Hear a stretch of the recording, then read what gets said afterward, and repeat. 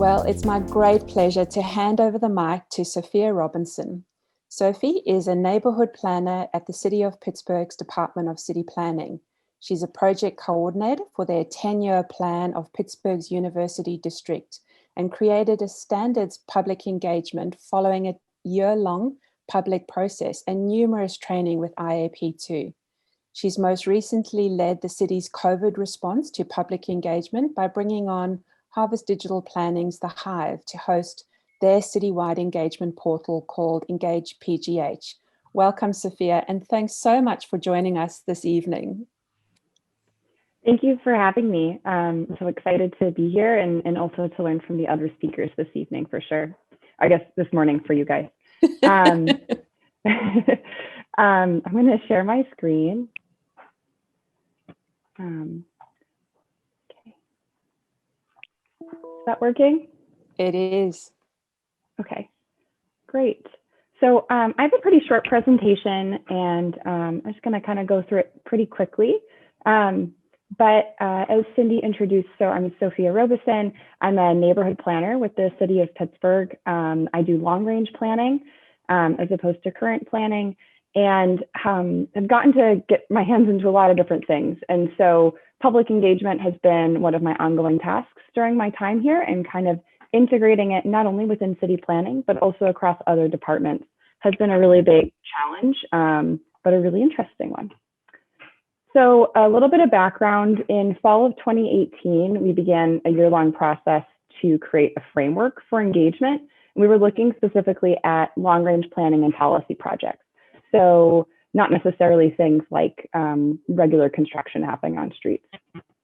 We created what's called our public engagement guide, and it creates guidelines. It does things like require that all project managers create public engagement plans, and that those plans are presented to the relevant commission, whether that's our planning commission or our art commission, whatever the commission is, every 6 months, so that they can kind of be kept abreast of how we're doing engagement, so that they can think about it when they're making their decisions.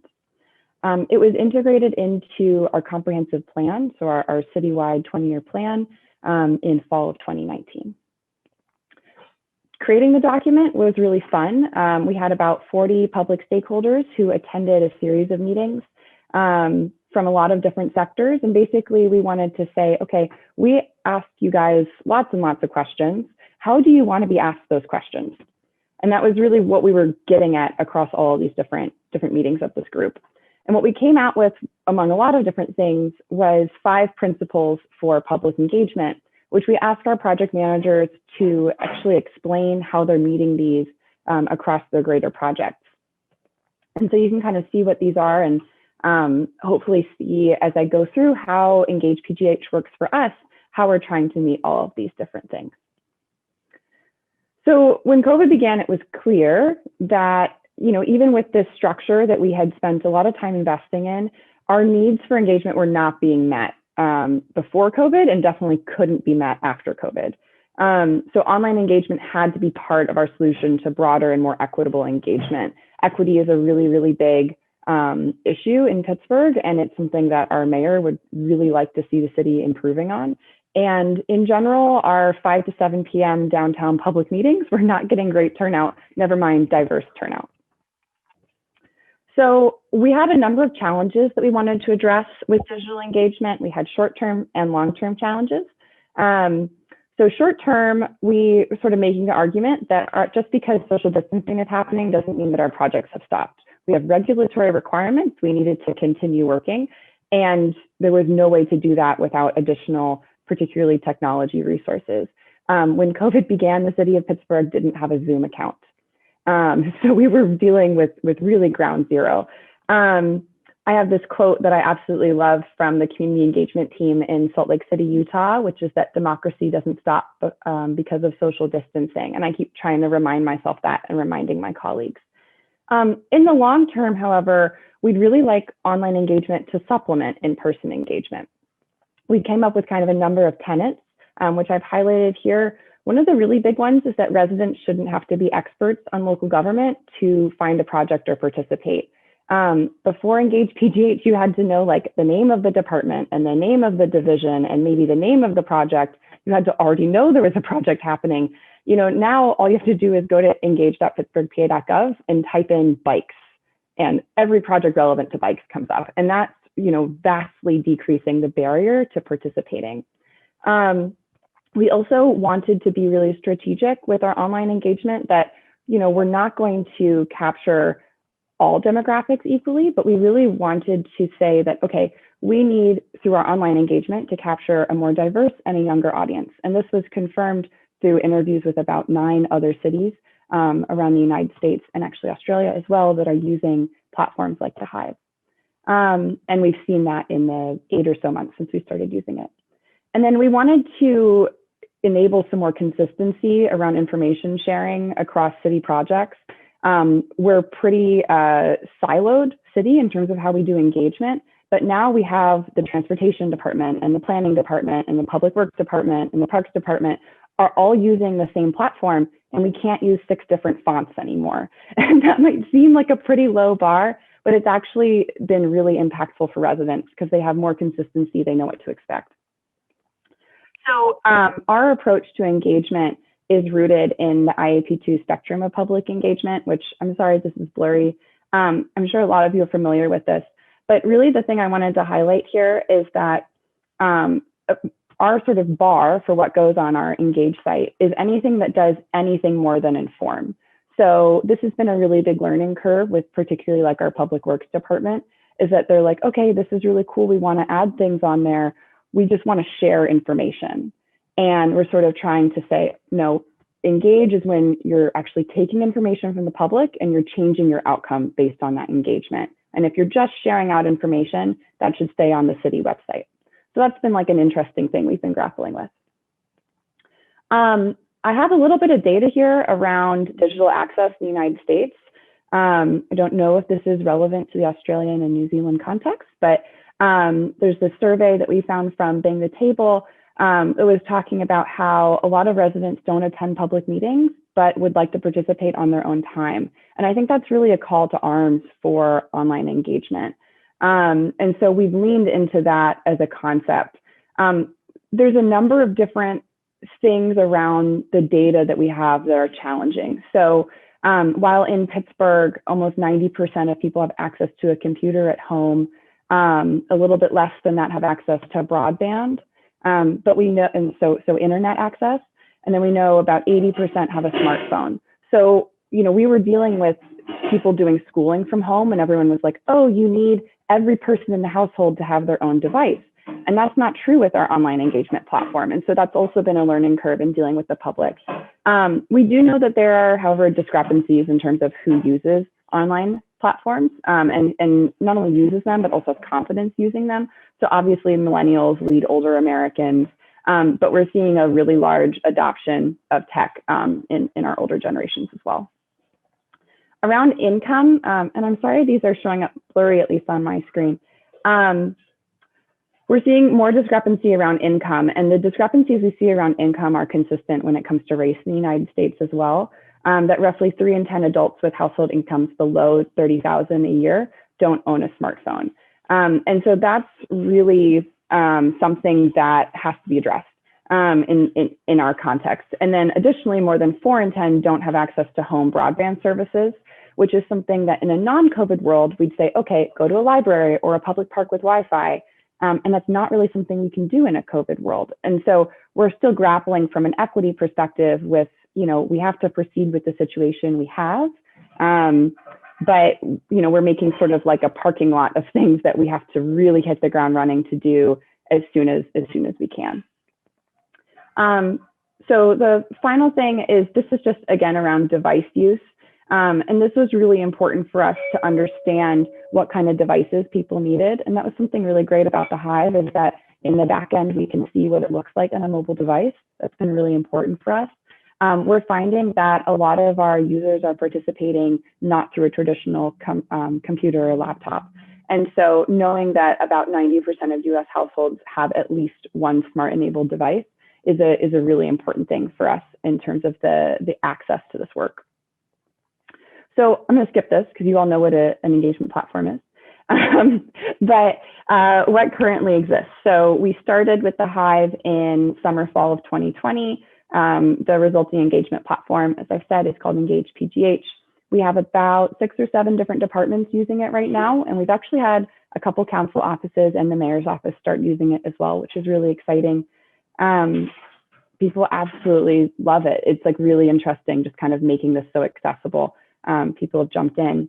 The other really cool thing is we have a lot of steering committees and like private working groups.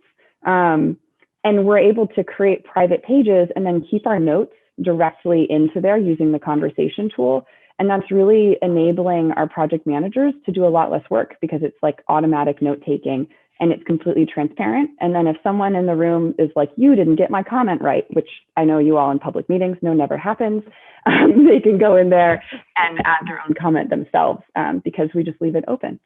So that's been a really, really helpful thing that we have as well. So that's all I have in terms of presentation. I hope that was a good brief overview and a little bit about how we think about how we're using the HiVE. And I'd love to stop talking and answer any questions. I've got a couple for you, Sophia. Okay. One of the things that I was really fascinated about is your drive around equity. And so one of the stories that you told me about was, you know, how much effort you put into some of your face-to-face engagements and money, and then, you know, what you actually achieved in digital. And I wondered whether you could actually just talk us through that, just because I think often, you know, we don't always see digital for the superpower that it has. Face-to-face definitely has a place, but could you just tell us about your story there? Yeah, and actually I'm remembering I forgot to bring that slide in. I have it here though, if you can see my screen again. Equity has been a really, really big component of this, and we've gotten a lot of pushback, and there was a lot of lack of trust that this would be more equitable. And then also there's a question of just because your numbers are more equitable, who are you actually reaching? So I had this really cool comparison that so I'm working on a neighborhood planning project in our university district. It's the 3rd largest employment center in the entire state. This is the home of Carnegie Mellon University, the University of Pittsburgh, and some smaller liberal arts universities. One of the largest hospital systems in the whole state. This is a huge center of people and where people live. And in summer of 2019, we hosted 2 in-person open houses. Each open house had maybe like 8 staff, 3 interns. It took us weeks to prepare. We paid a lot for materials. We spent a lot of time sort of thinking about how we would use the engagements. We did them twice in the same day. So we were able to hit different crowds. There's a huge amount of resources. We got about 100 people, 44 of whom completed surveys. And that would be considered a really big success for us. And then in fall 2020, in the middle of the pandemic, we did a 2-month online open house using the HiVE, and we got almost 2,500 unique visitors to the site, which is just like unheard of for any planning project. And then you can see as well that of those 256 individuals left contributions, leading to almost 800 800 posts on the site among those 256 contributors. That's a huge uptick for us. And then it was also really exciting to actually see how many people just came to the site, even if they didn't engage. That the informing part of planning projects in particular is sometimes really difficult. Planning is not usually something that's very fun to talk about. And so to have that much broader net we were able to cast is fantastic towards working towards our equity goals. And our main equity goal is to have a representative population of Pittsburghers participating.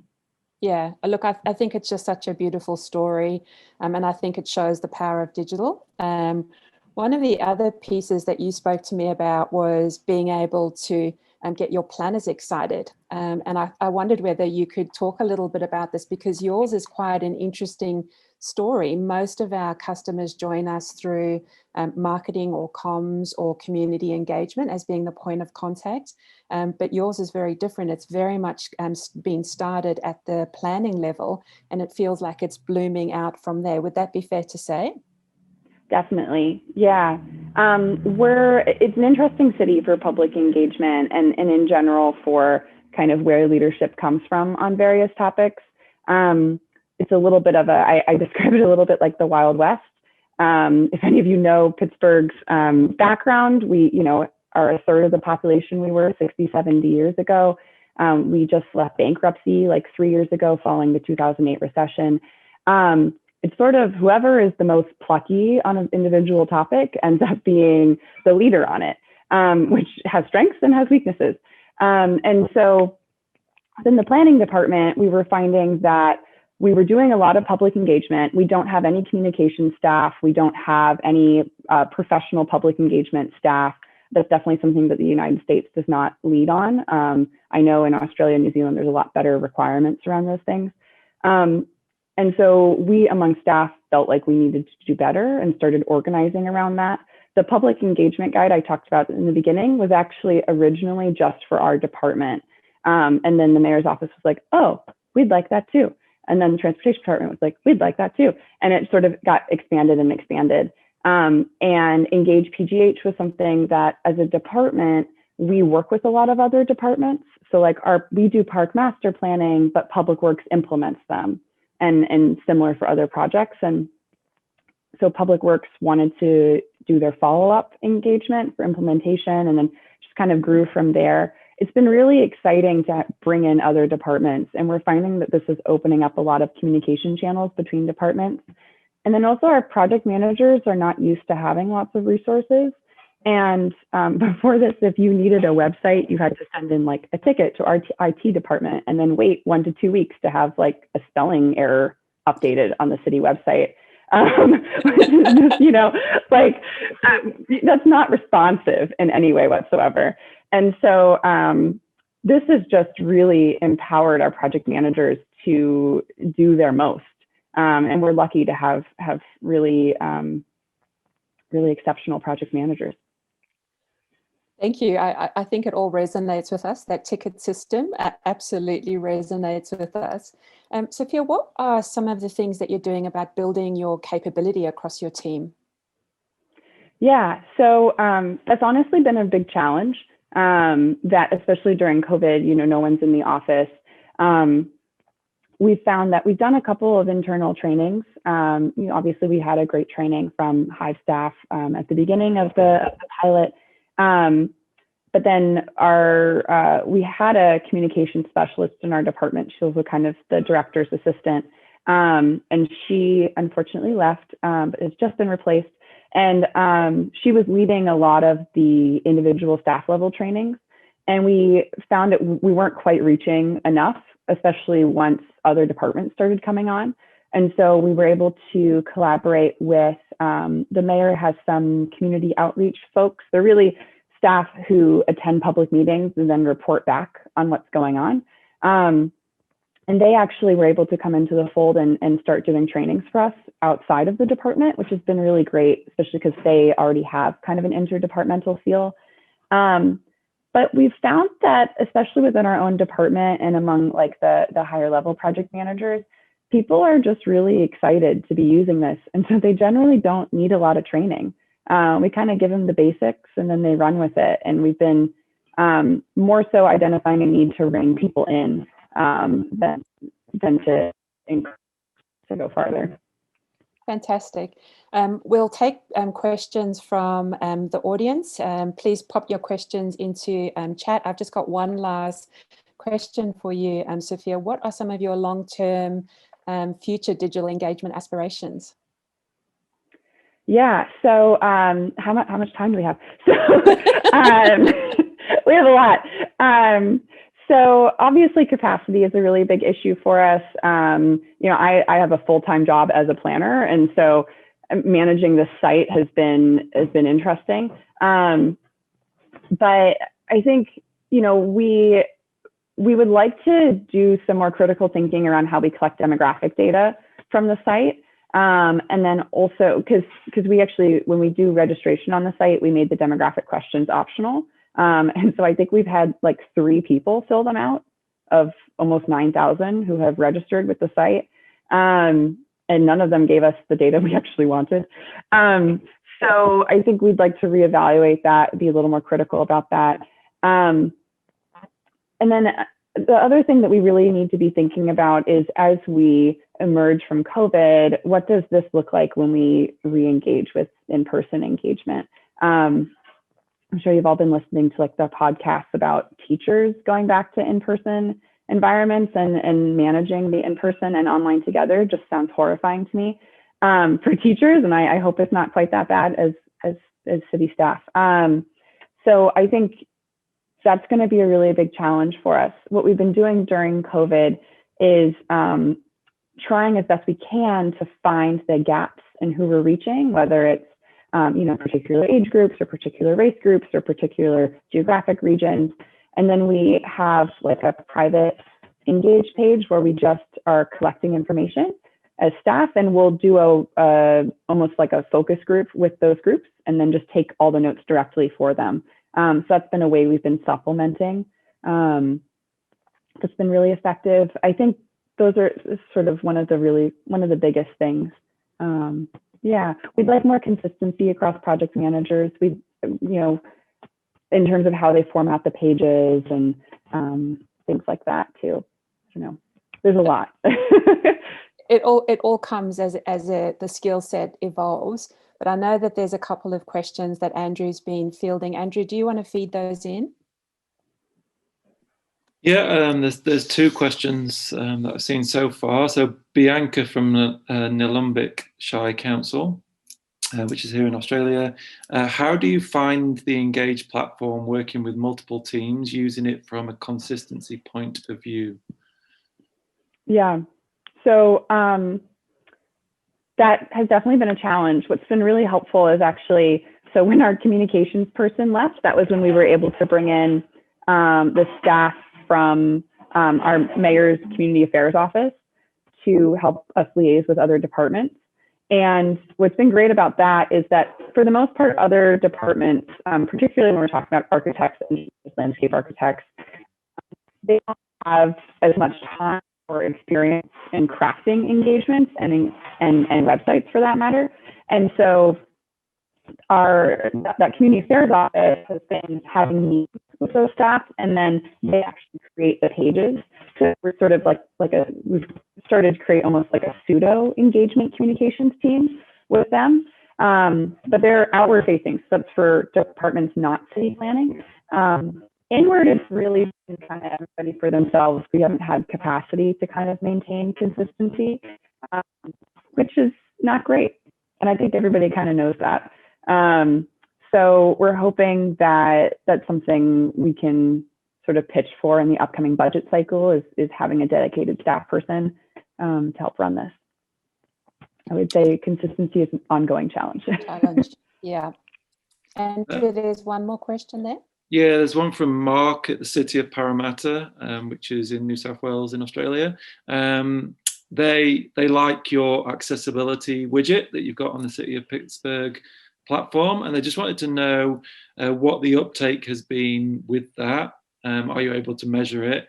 And more generally, your experience with that particular widget, UserWay. Yeah, so the City of Pittsburgh has been using UserWay for quite a bit longer than we've had the HiVE. It's on our general city website as well. And I don't know that, I've not actually explored if there's background data in terms of who's using it.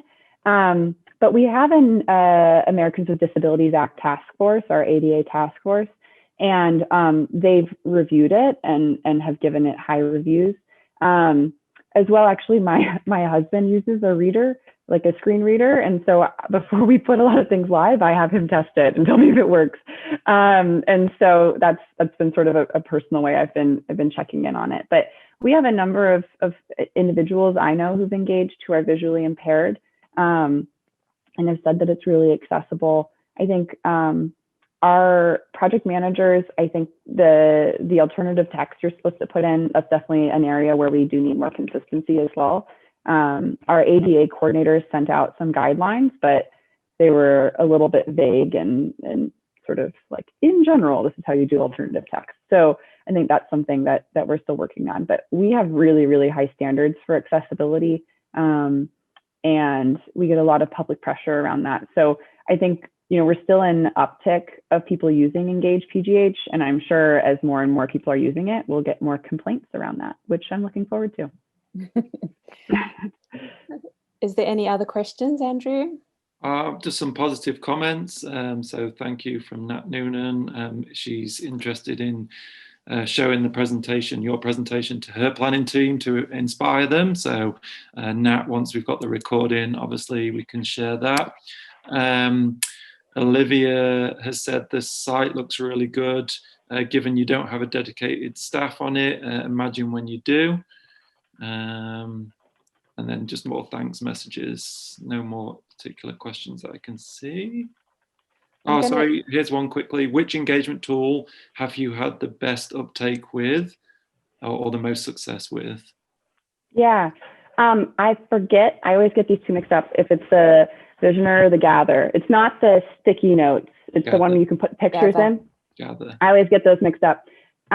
We've loved that because it's like in person, we always did sticky notes on the wall or dots on the wall. And it's just, it really leaves the door open for creativity from our participants. And we like that we can filter by topic as well. So like I'm doing a big neighborhood plan right now. We have 4 main topics. And so we require that every comment put in there, the inputter has to self-tag to one of those 4 topics, which is also then a good way to kind of cue people to go check out whichever topic they're most interested in. And similarly with the mapping tool, that's been fantastic as well. And we've had some really great talks with ArcGIS and Esri, our city IT team, on integrating those things. Our permitting office in the coming months is going to be putting a public engagement up around demolitions that require advance notice. And we're really excited to see how that works because it's going to be integrated with the city permitting system on the GIS end. So, so far it looks like it's going to work, and that's been really exciting. Sophia, thank you so much. That's been such an inspiring presentation. To see a group of young urban planners, pick up the reins for an entire city and actually create something so inspiring. I know that there's a huge amount of interest from the community. Thank you for sharing your details in chat if people want to reach out to you. I think that's incredibly generous. But thank you for taking the time this evening to join us. I know it's right at the end of your long day. And I know that you're right in COVID situation. So thank you for being with us today. And it's a pleasure to have you as part of the HiVE community, a real inspiration to see what's going on in Pittsburgh. Thank you. I appreciate your time. And yeah, please feel free to reach out. I'm excited to hear all the other speakers as well. I've learned so much from the non-US context, particularly Australia and New Zealand. We don't have very many inspirational precedents to look towards. So thanks for having me.